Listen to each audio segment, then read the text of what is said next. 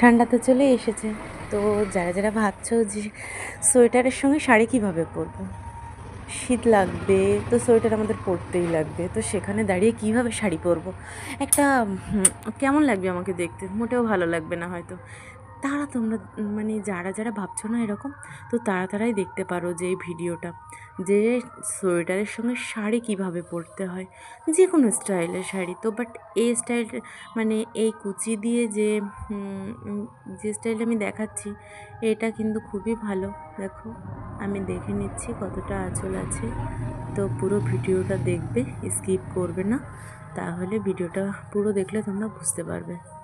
তো দেখো আমি কাপড়টা ঠিক করে নিচ্ছি, তোমরা বুঝতেই পারছো। তো আমি কুচি দেওয়া স্টার্ট করেছি। তো ফটাফট আমার কুচিটা কমপ্লিট হয়ে যাচ্ছে, তারপরে তোমরা পুরোটা দেখতে থাকো, কত সুন্দর একটা লুক আসে।